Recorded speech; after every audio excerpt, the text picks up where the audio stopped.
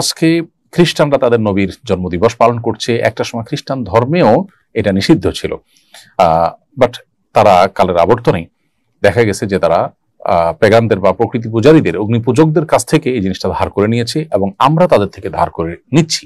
আমাদের স্বকীয়তা, আমাদের যে বৈশিষ্ট্য, আমাদের যে শ্রেষ্ঠত্ব, আমাদের নবীর যে আদর্শ, সেখান থেকে আমরা বিচ্ছিত হয়ে যাচ্ছি। একজন মুসলিম গড্ডালিকায় বা স্রোতে তিনি গা ভাসাবেন না, তিনি কোরআন ও সুন্নাহর প্রতি অনুসরণ করে চলবেন। অতএব আমাদেরকে নবী সাল্লাল্লাহু আলাইহি ওয়াসাল্লামের জন্মদিবস কেন্দ্রিক কোনো আনুষ্ঠানিকতায় আমাদের অংশগ্রহণ করা জায়েজ নয়। তাছাড়া রবিউল আউয়াল এই দিনটিতে নবী সাল্লাল্লাহু আলাইহি ওয়াসাল্লামের জন্ম হয়েছে কিনা সেটা নিয়ে ইতিহাসবিদদের মধ্যে নানাবিধ মত আছে। নবী সাল্লাল্লাহু আলাইহি ওয়াসাল্লামের রবিউল আউয়ালে মৃত্যু হয়েছে এবং এই তারিখে মৃত্যু হওয়ার কথাও অনেক ইতিহাসবিদরা বলেছেন, যদিও এই বিষয়টা নিয়েও নানা মতভেদ আছে। তাদের কাছে, সাহাবীদের কাছে আসলে এই দিবসগুলোর উদযাপন খুব একটা গুরুত্বপূর্ণ বিষয় ছিল না বলেই এই তারিখ সংরক্ষণ করার পরে তাদের এত বেশি গুরুত্ব আরোপ তারা করতেন না। আজকাল আমাদের দিবস কেন্দ্রিক যে পৃথিবী তৈরি হয়েছে, সেখানে আমাদের কাছে দিবস অনেক গুরুত্বপূর্ণ, সেজন্য আমরা দিবসগুলোকে ওইভাবে সংরক্ষণ করি।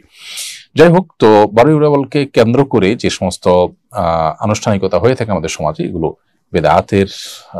বেদাতে পরিগণিত হওয়ার মতো বিষয়। আমাদের যে সমস্ত ভাইরা এগুলো করছেন, তারা নবী সাল্লাল্লাহু আলাইহি ওয়াসাল্লামের প্রতি ভালোবাসা থেকেই করছেন। তাদের ভালোবাসার জায়গাটাকে শ্রদ্ধা তো অবশ্যই করি, কিন্তু ভালোবাসা প্রকাশের পদ্ধতি এবং বেদাতের প্রতি ঝুঁকে যাওয়া, এই জায়গা থেকে তাদের সরে আসা উচিত। আল্লাহর খাতিরে, আল্লাহর জন্য, আল্লাহকে সন্তুষ্ট করবার জন্য আমরা তাদেরকে বিনীতভাবে আহ্বান করব। আমার কিছু সুন্নি আত্মীয় রাসূল করিম সাল্লাল্লাহু আলাইহি ওয়াসাল্লামের জন্মদিন পালনের পক্ষে যুক্তি দেন যে খ্রিস্টানরা ঈসা আলাইহিস সালামের জন্মদিন পালন করতে পারলে আমরা কেন আমাদের নবীজির জন্মদিন পালন করতে পারবো না? ঈসা আলাইহিস সালামের প্রতি খ্রিস্টানদের ভালোবাসার চেয়ে নবীজির প্রতি আমাদের ভালোবাসা তো কম নয়। তাদের যুক্তি কিভাবে খণ্ডন করতে পারি? দেখুন, নবী করিম সাল্লাল্লাহু আলাইহি ওয়াসাল্লামকে আমাদের ভালোবাসতে হবে, সেটা নিয়ে তো কোনো ডিবেট নেই। এবং ঈসা আলাইহিস সালামকে খ্রিস্টানরা যতটুকু ভালোবাসে, গোটা পৃথিবীতে মুসলমানরা মুহাম্মদ সাল্লাল্লাহু আলাইহি ওয়াসাল্লামকে তার চেয়ে অনেক বেশি ভালোবাসেন, সেটি কিন্তু বলার অপেক্ষা রাখে না। কিন্তু ভালোবাসা প্রকাশের ধরন কি হবে? খ্রিস্টানরা ঈসা আলাইহিস সালামের প্রতি ভালোবাসা প্রকাশের যে ধরন বা ক্রাইটেরিয়া তারা ঠিক করেছে, ঠিক সেটাকে অনুসরণ করে আমাদেরকে যদি ভালোবাসতে হয়, তাহলে সেটা তো খ্রিস্টানদের অনুসরণই হলো। আমার ভালোবাসা প্রকাশের ধাঁচ, ধরন কি হবে, পদ্ধতি কি হবে, প্রকাশ কিভাবে হবে, সেটা নবী সাল্লাল্লাহু আলাইহি ওয়াসাল্লাম শিখিয়ে গেছেন, সাহাবায়ে কেরাম শিখিয়েছেন, যারা রাসূল সাল্লাল্লাহু আলাইহি ওয়াসাল্লামকে সবচেয়ে বেশি ভালোবাসা দিয়েছেন। অতএব নবী সাল্লাল্লাহু আলাইহি ওয়াসাল্লামের ভালোবাসার টানেই আমরা খ্রিস্টানদের অনুকরণ করা থেকে বিরত থাকতে হবে। যেমন আবু হুরায়রা রাদিয়াল্লাহু তাআলা বর্ণিত হাদিস, যেটি বুখারীতে এসেছে, নবী সাল্লাল্লাহু আলাইহি ওয়াসাল্লাম পরিষ্কারভাবে বলেছেন, ইন্নাল ইয়াহুদা ওয়ান নাসারা লা ইয়াসবিকুন ফাখালিফুহুম। অন্য হাদিসে আসছে, তিনি বলেছেন খালিফুল ইয়াহুদা ওয়ান নাসারা। অর্থাৎ নবী সাল্লাল্লাহু আলাইহি ওয়াসাল্লাম ইহুদি খ্রিস্টানদের সাথে আমাদের যেন কর্ম, আদর্শ এবং কৃষ্টি কালচারের যেন মিল না হয়, আমরা যেন আমাদের স্বাতন্ত্র্য বজায় রাখি এবং তাদের বিরুদ্ধাচরণ করি আমাদের এই সংস্কৃতি এবং আচার আচরণের ক্ষেত্রে, ধর্মীয় বিষয়ের ক্ষেত্রে, সেই বিষয়টি নবী সাল্লাল্লাহু আলাইহি ওয়াসাল্লাম নির্দেশ করেছেন। অতএব তারা যা করছে এই হাদিসের আলোকে বরং তার বিপরীতটা আপনার করা দরকার। তারা নবীর প্রতি ভালোবাসা প্রকাশের জন্য জন্ম দিবস উদযাপন করছেন, আপনি সেটা করবেন না। হ্যাঁ, তারা যদি এমন কিছু করে যেটা আপনার হাদিসেও আপনাকে করতে বলেছে, তাহলে তারা কি করছে সেটা গুরুত্বপূর্ণ নয়, হাদিসের কারণে আপনি সেটা করবেন এবং তাদের সাথে মিলে গেলেও সেটা দোষণীয় নয়। অতএব 12 রবিউল আউয়াল উদযাপনের জন্য খ্রিস্টানদের যুক্তি দাঁড় করানো একেবারেই ভুল। খ্রিস্টানরা তাদের নবীকে নিয়ে তাদের সীমা লঙ্ঘন করেছে, তারা আদর্শ থেকে বিচ্যুত হয়েছে। নবী সাল্লাল্লাহু আলাইহি ওয়াসাল্লাম পরিষ্কারভাবে সেটি বলেছেন সহিহ বুখারীতে, তিনি বলেছেন, লা তুতরুনি কামা আতরাতিন নাসারা ইবনে মারইয়াম।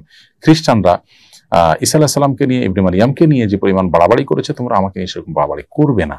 এই যে নবী সাল্লাল্লাহু আলাইহি ওয়াসাল্লাম নিষেধ করেছেন তাদের মত করতে, বিশেষ করে তাদের নবীর ক্ষেত্রে তাদের ভালোবাসা প্রকাশের ক্ষেত্রে যে সীমা লঙ্ঘন তারা করেছে, সেটা যেন আমরা না করি। বিধায় আমাদেরকে একজন মুসলিম হিসাবে ইসলামের যে স্বকীয়তা আছে সেটিকে অনুসরণ করে চলতে হবে। আব্দুর রহমান লিখেছেন, আমি একটি মসজিদে মুয়াজ্জিনের দায়িত্ব পালন করছি। মসজিদ কমিটির লোকদের মধ্যে মুয়াজ্জিনকে দোষারোপ করার প্রবণতা ব্যাপক। নানা বিষয়ে তারা অহেতুক দোষারোপ করে থাকে। মুয়াজ্জিনের দায়িত্ব ছেড়ে দেওয়ার কথা ভাবছি, আপনার পরামর্শ কামনা করছি।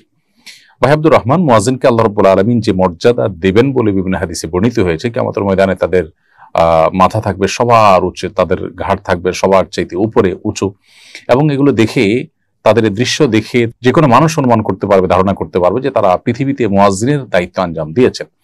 এছাড়াও মুয়াজ্জিনদেরকে আরো বিভিন্নভাবে সম্মানিত করবার কথা হাদিসে বর্ণিত হয়েছে।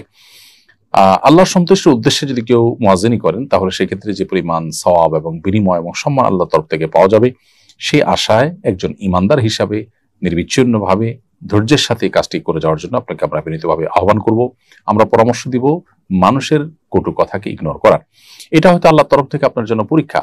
আপনি জান্নাতের পথকে সুগম করে ফেলছেন, শয়তান হয়তো সেটিকে সহ্য করতে পারছে না, সেজন্য নানাভাবে আপনাকে উত্ত্যক্ত করছে, বিরক্ত করছে অন্য মানুষদেরকে দিয়ে। এই পরীক্ষা আপনাকে টিকতে হবে এবং জয়ী হতে হবে ইনশাআল্লাহ বিইذনিল্লাহ। আপনি আল্লাহর কাছে আজর পাবেন।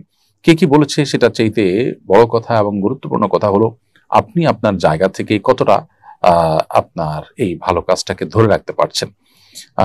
মসজিদ কমিটির লোকেরা মুয়াজ্জিনদেরকে নিয়ে নানা কটু কথা বলা, তাদেরকে চাকরসুলভ আচরণ করা এবং 10 জন দর্শকের কথা বলা এবং অনবরত চাপ দিতে থাকা, এই বিষয়গুলো আমাদের সমাজে কমন একটা চিত্রে পরিণত হয়েছে, যেটা দুর্ভাগ্যজনক। মসজিদ কমিটির ভাইরা যারা দায়িত্বশীল আছেন তাদেরকে আমরা বলবো আল্লাহকে ভয় করুন এবং মসজিদের স্টাফদেরকে নিজের ব্যক্তিগত কর্মচারী মনে করবেন না। তারা আল্লাহর ঘরের খাদেম, আল্লাহর ঘরে তারা কাজ করছে। আপনারা মসজিদ থেকে যে টাকা পয়সা তাদেরকে দিচ্ছেন বেতন হিসাবে, ভাতা হিসাবে, সেগুলো সবগুলো আল্লাহর প্রতিনিধি হয়ে আল্লাহর জন্য, আল্লাহর উদ্দেশ্যে মানুষ যে টাকা দেয় সে টাকার রক্ষণাবেক্ষণ আপনি করছেন। এটা আপনার ব্যক্তিগত টাকা না। আপনি নিজেও যদি দেন তো আপনি আল্লাহকে দিচ্ছেন, এরপরে আল্লাহর তরফ থেকে আপনি রক্ষণাবেক্ষণ করছেন। বিধায় আচার আচরণগত দিকটা এখানে খুবই গুরুত্বপূর্ণ। মুয়াজ্জিনদের কোনোভাবে যেন মনে আঘাত না হয় সেদিকটা আমাদের খেয়াল রাখতে হবে। রেমি আক্তার পাখি আপনি লিখেছেন, অনেক সময় মা রাগের মাথায় সন্তানদের অভিশাপ দেন, পরবর্তীতে উপলব্ধি করেন এভাবে অভিশাপ দেওয়া উচিত হয়নি, অনুচিত, কিন্তু মা রাগের মাথায় অভিশাপ দিয়েছেন। আল্লাহ কি মায়ের এরকম অভিশাপ কবুল করবেন? উত্তর হলো যে অভিশাপ মানে হলো বদদোয়া, মানুষের অকল্যাণ চাওয়া। মৌলিকভাবে এটা ভালো জিনিস না। নবী করিম সাল্লাল্লাহু আলাইহি সাল্লাম এক হাদিসে তিনি বলেছেন যে তিনি লাআন এবং তাআন হিসাবে পৃথিবীতে আসেননি বা প্রেরিত হননি।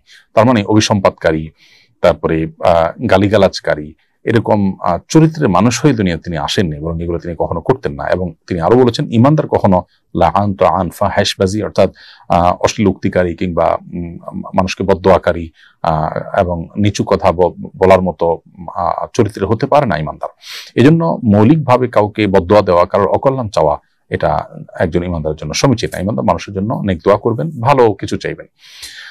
কারোর প্রতি ক্ষোভ বা কষ্ট থেকে তার বদদোয়া করে বা তার ক্ষতি কামনা করে আপনার নিজের ক্ষোভ চরিতার্থ না করে বরং তার হেদায়েতের দোয়া আমরা করবো। আল্লাহ তাকে হেদায়েত দেখ, আল্লাহ তাকে সঠিক পথের দিশা দেখ। এছাড়া অন্য কোনো ভাবে আমাদের ক্ষোভ আমরা জাহির করতে পারি, কিন্তু তাই বলে অভিশাপ দিতে পারি না। এখন মা বাবার সন্তানের কোনো আচরণে যদি কষ্ট পান পেয়ে যদি তারা অভিশাপ দেন, কষ্ট পেয়ে আপনার দিল থেকে অভিশাপ এসেছে বা অকল্যাণ এসেছে, এটা হলে সন্তানের জন্য সেটা ক্ষতির কারণ হতে পারে।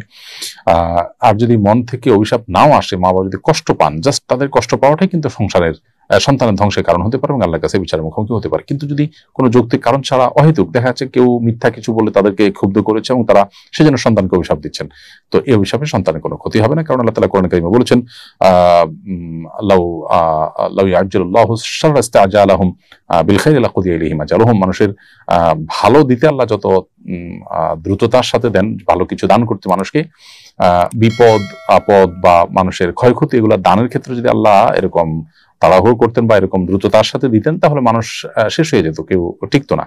তার মানে কেউ যদি ভুলে অভিশাপ দেয় আল্লাহ তাআলা সেটার সাথে সাথে কবুল করে ফেলেন তা না, বরং আল্লাহ রব্বুল আলামিন তার যে নীতি আছে সেই নীতি দিয়ে তিনি মাপেন এবং তিনি পরখ করেন যে কতটা যথার্থ হয়েছে বা কতটা অযথার্থ। অতএব অন্যায়ভাবে অভিশাপ দিলেই যে সেটা কবুল হয়ে যাবে মা বাবা হলেও ব্যাপারটা কিন্তু সেরকম না।